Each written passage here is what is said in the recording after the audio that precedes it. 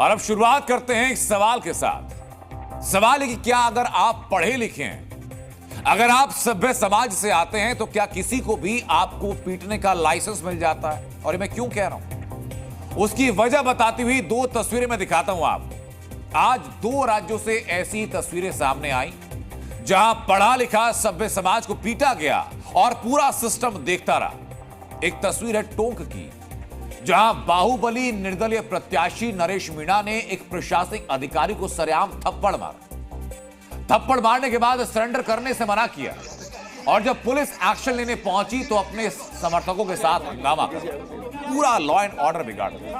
और दूसरी तस्वीर प्रयागराज की, जहां 4 दिन से छात्र अपनी मांगों को लेकर धरने पर हैं, लेकिन सड़क पर बैठे छात्रों को आज सुबह सादी वर्दी में मौजूद पुलिसकर्मी हटाने लगे। आरोप है कि पुलिसकर्मियों ने छात्रों के साथ बदसलूकी की, भीड़ उग्र हुई और वहां हंगामा खड़ा। दो तस्वीरों के सामने आने के बाद सवाल मन में आता है कि कोई पढ़ लिखकर एसडीएम क्या इसलिए बना कि कोई नेता आए जो बूथ पर पुलिस वालों के सामने झन्नाटेदार थप्पड़ जड़ दे, या कोई पढ़ता लिखता इसलिए है कि एग्जाम देने के लिए सड़क पर धरना देना पड़े और पुलिस की लाठियां खानी पड़े। मतलब नेता मारे तो उसके समर्थक पत्थर चला करके, आगजनी कर करके प्रशासन और पूरे इलाके का हाल बेहाल कर दें। और अगर छात्र परीक्षा नियमों के हिसाब से होनी चाहिए इसकी मांग करते हैं, इसकी बात उठा देते हैं, तो पुलिस लाठी बरसाकर छात्रों का हाल बेहाल कर देती। तो सवाल यह कि बचपन में जब हम सुनते थे कि पढ़ोगे लिखोगे तो बनोगे नवाब, वो गलत था क्या? क्योंकि आज की तारीख में पढ़ने लिखने वाले अधिकारी बनने से पहले पुलिस की लाठी खा रहे हैं और पढ़ लिखकर अधिकारी बन जाते हैं तो नेताओं के थप्पड़ खा रहे हैं। दोनों तस्वीरों का ट्रेलर आपने देखा, अब आपको पूरी फिल्म दिखाता हूं। पहले आप देखिए एसडीएम को थप्पड़ मारने वाले नेता के ऊपर जब पुलिस ने कार्रवाई करने की कोशिश की तो नेता के समर्थकों ने क्या हंगामा किया, उस नेता की हालत जरा देखिए।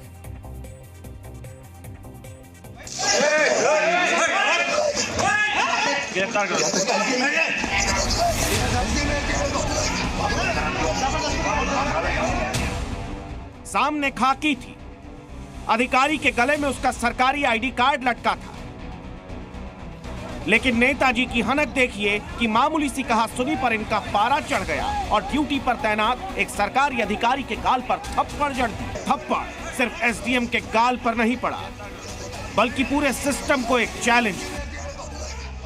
पहले बाहुबली नेता ने थप्पड़ जड़ा और फिर किया खुल्लम खुल्ला चैलेंज। और ये जो पुलिस का एसपी खड़ा है, ये 3-4 डिप्टी खड़े हैं, यहाँ कम से कम 200 पुलिस वाले खड़े हैं। इनसे मेरा निवेदन है, आग्रह है, आप एसटीएफ बुला लो और कोई मोदी की सेना बुला लो दिल्ली से, और कोई बाहर से और बुला लो राजस्थान की पुलिस को। आप में जितनी ताकत आप आजमा लेना और मुझे चाहने वालों में मेरे में जितनी ताकत होगी हम भी आजमाएंगे। इनकी भाषा सुनी, इनकी जुबान से निकलते अल्फाजों को सभ्यता के तराजू पर तोल एसटीएफ और सेना तक के सामने ताकत आजमा लेंगे और अगर चुनाव जीत गए तो यही बन जाएंगे विधायक। क्या जमाना आ गया है, बीए पास विधायकी का चुनाव लड़ रहे नेताजी कॉम्पिटिटिव एग्जाम क्रैक करके आए एसडीएम बने सरकारी कर्मचारी को थप्पड़ मार देते हैं और उसके बाद अपनी ताकत दिखाने के लिए, अपना बाहुबल आजमाने के लिए आर पार की लड़ाई का ऐलान कर देते हैं। आप सब लोग लट पटंगों के साथ, गेंती फावड़ों के साथ और आगरी और जेड़ा उनको लेकर समराव तक पहुंचो, ज्यादा से ज्यादा संख्या में समराव तक पहुंचो। ये आज लड़ाई आर पार की होगी। जब तक वो कलेक्टर नहीं, जो अगर दिन में आ जाती तो ये सारा नाटक नहीं होता, हमारा नुकसान नहीं होता। जब तक वो कलेक्टर नहीं कि मैं मेहंदी हाथ पैरों की नहीं उतार दूं, जो मेहंदी लगा के कलेक्ट्री में बैठी है। सरकारी अधिकारी को थप्पड़ मारने वाले नरेश कुमार मीणा ने अपने गांव में समर्थकों का हुजूम इकट्ठा कर लिया और जिसका डर था आगे वही हुआ। पुलिस ने पहले मीणा को सरेंडर करने को कहा, लेकिन अपनी अकड़ में चूर बाहुबली नेता ने इनकार कर दिया और जब दल बल लेकर उसे गिरफ्तार करने पुलिस पहुंची तो उसके उद्दंड समर्थकों ने हिंसा और आगजनी कर दी। सड़क जाम करने के लिए ट्रक, ट्राली और कंटेनर खड़े कर दिए, सड़क पर टायर रखकर उसमें आग लगा दी और तो और पुलिस वालों पर पथराव भी कर दिया। लेकिन सिस्टम जब खुद पर आ जाए तो अच्छों को मजा चखा दिया जाता है।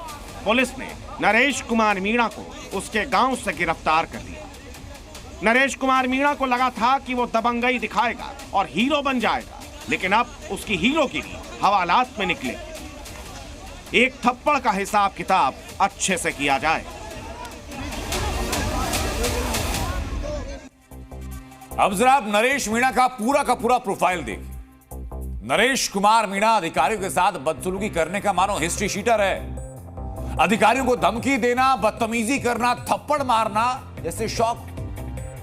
मैं तस्वीरें भी दिखाता हूं आपको। ये जरा पहला वीडियो आप देखिए मेरे साथ।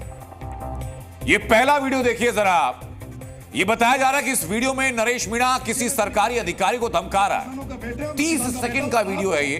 पहले सुनिए और देखिए जरा। किसान के बेटे हो, ये अनिया बनिया होता ना आप तो अभी मैं बता देता, पर आप किसान के बेटे हो। अगर किसानों को दिक्कत आ गई तो नरेश मीणा की दिक्कत है। नरेश मीणा को दिक्कत हुई तो पूरी छबड़ा छिबड़ों में दिक्कत आ जाएगी। पूरी छबड़ा छिबड़ों की सड़कों में दिक्कत आ जाएगी। मैं आपसे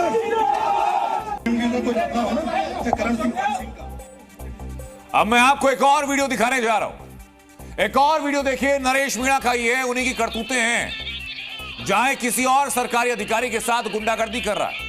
तस्वीरें जरा देखिए। ये मारने मरने पर उतारू है। इसमें जरा सुनिए कि क्या कह रहा है सरकारी अधिकारी को नरेश मीणा।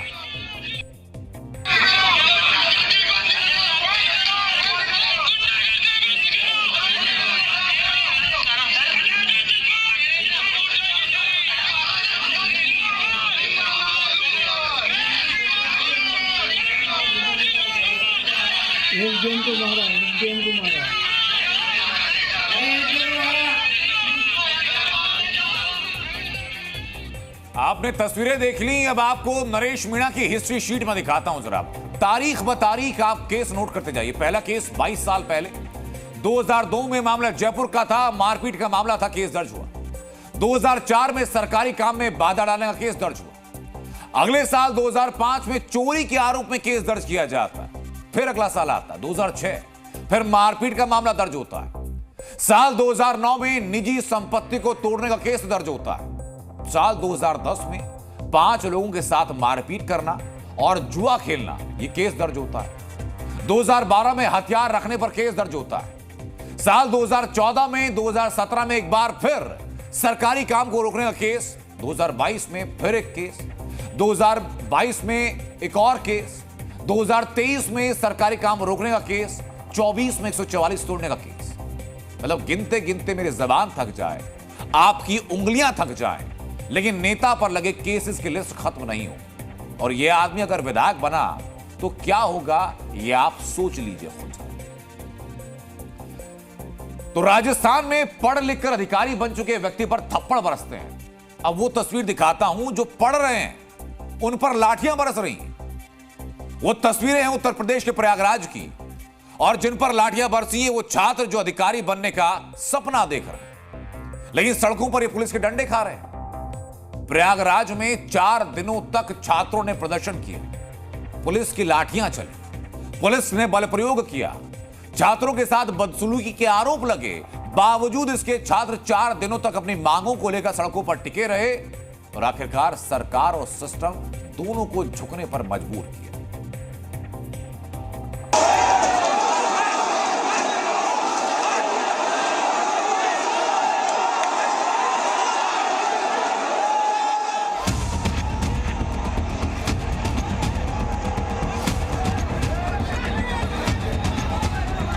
या तो सरकार रहेगी या हम रहेंगे। इतनी तानाशाही किसी सरकार ने नहीं की होगी। इतनी बार बढ़ता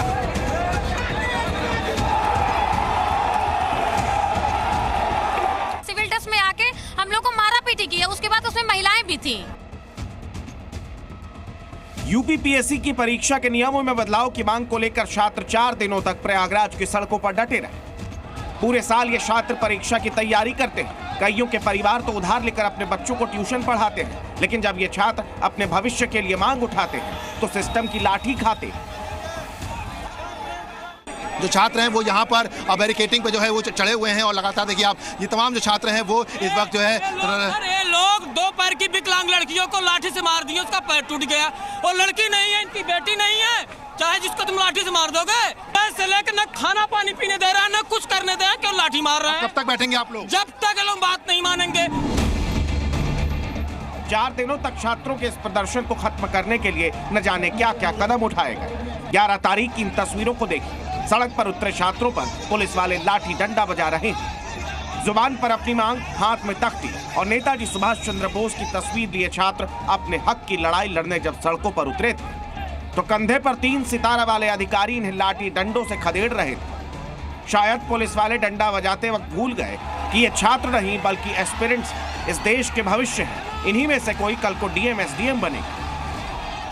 ये देखिए सिविल पुलिस में लोग हैं, ये सिविल पुलिस के लोग हैं और ये देखिए रस्साकसी कर रहे हैं, सिविल ड्रेस में है।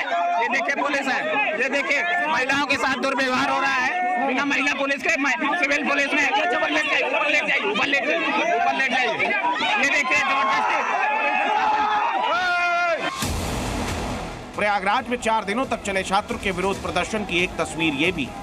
यहाँ छात्रों का प्रदर्शन खत्म करने के लिए खूब बल प्रयोग किया गया, लेकिन छात्र डटे रहे।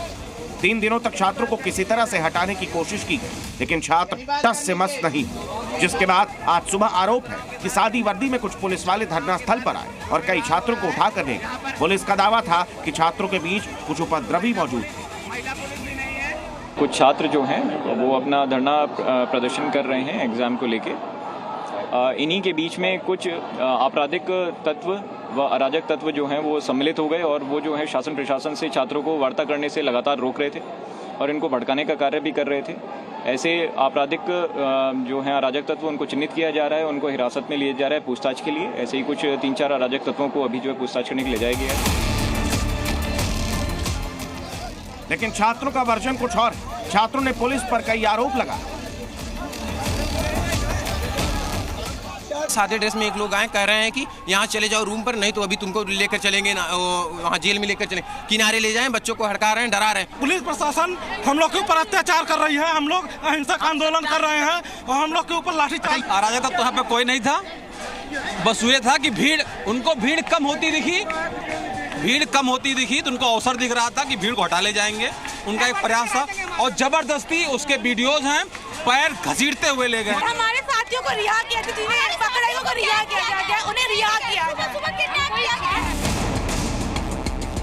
पुलिस के इस एक्शन के बाद छात्रों की भीड़ इकट्ठा हो गई और फिर जो हुआ वो आपके सामने।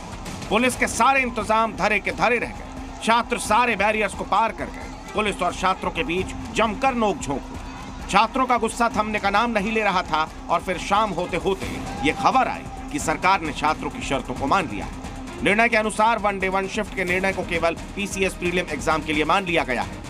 आरओ एसआरओ की परीक्षा के लिए निर्णय अभी स्थगित है। उच्च स्तरीय कमेटी के गठन के बाद इस संबंध में निर्णय लिया जाएगा।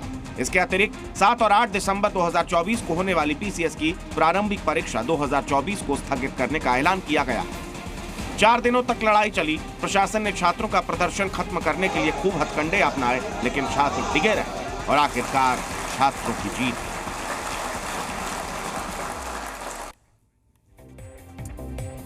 प्रयागराज में छात्रों के सामने सरकार और सिस्टम ने घुटने टेके।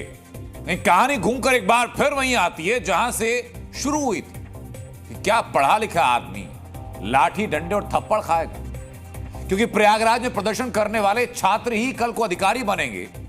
और क्या फिर नरेश मीणा जैसा नेता उन्हें थप्पड़ मारकर चला जाएगा? इस मामले में छात्र क्या कह रहे हैं अभी भी सुनवाते हैं। सबसे बड़ी बात है कि यहाँ एसडीएम को थप्पड़ मारा गया या यहाँ हम संघर्ष कर रहे हैं, दो अलग अलग बातें नहीं हैं। दोनों को एक तरीके से जोड़ कर देखना पड़ेगा। हमेशा ताकतवर आदमी कमजोर को मारने का प्रयास करता है और दबाने का प्रयास करता है। हम ये कह रहे हैं कि हमारी ट्रेनिंग अभी से शुरू हो गई है। लाठी खाने वाली, थप्पड़ खाने वाली सरकार द्वारा ही ट्रेनिंग दी जा रही है, क्योंकि हम पीसीएस के स्टूडेंट हैं, पुलिस या किसी और के नहीं। हर जगह तो शासन का ही सत्ता है। तो ये हमेशा कहा जाता है कि जो पढ़ लिख के जाते हैं वो नीतियाँ बनाते हैं, लेकिन पर्दे के पीछे से नीतियाँ इम्प्लीमेंट कौन कर रहा है, वो पढ़ा लिखा है कि नहीं है, किसी को नहीं पता। किसी भी अधिकारी या संवैधानिक संस्था या कार्यपालिका अपनी तरफ से हिंसक होना ये गलत है। कल को मैं भी अगर होऊंगा तो मैं वही करूँगा। ज़ी न्यूज़।